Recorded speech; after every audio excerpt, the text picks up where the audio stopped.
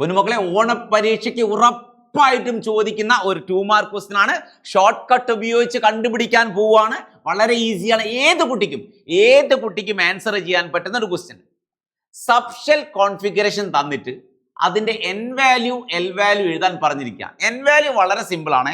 അതായത് മക്കൾ നോക്കിയേ, ഇതിന് മുൻപാ ഇവിടെ കണ്ടോ, എൻ വാല്യൂ ഓരോന്നിന്റെയും എൻ വാല്യൂ കാണും. ഇതാണ് എൻ വാല്യൂ, കഴിഞ്ഞു. ഇതാണ് എൻ വാല്യൂ, ഇതിന്റെ എൻ വാല്യൂ ഇതാണ്, ഇതിന്റെ എൻ വാല്യൂ ഇതാണ്.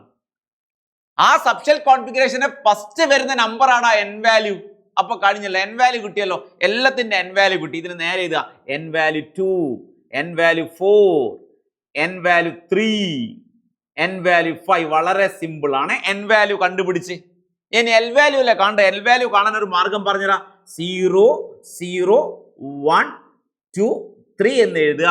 എന്നിട്ടോ അതിന് നേരെ എസ് പി ഡി എഫ് എന്ന് എഴുതുക. ക്ലിയർ ആണ്, നോക്കിയോ. ഓക്കെ, 2s എസിന് എൽ വാല്യൂ എത്ര നോക്കി. എസിന് L value 0. So L equal എഴുതാ, എൽ ഈക്വൽ ടു 0. അടുത്ത് 4p. 4pയുടെ എൽ വാല്യൂ, പിയുടെ എൽ വാല്യൂ എത്രയാ? 1. പിക്ക് എൽ വാല്യൂ 1 ആണ്. ക്ലിയർ അല്ലേ?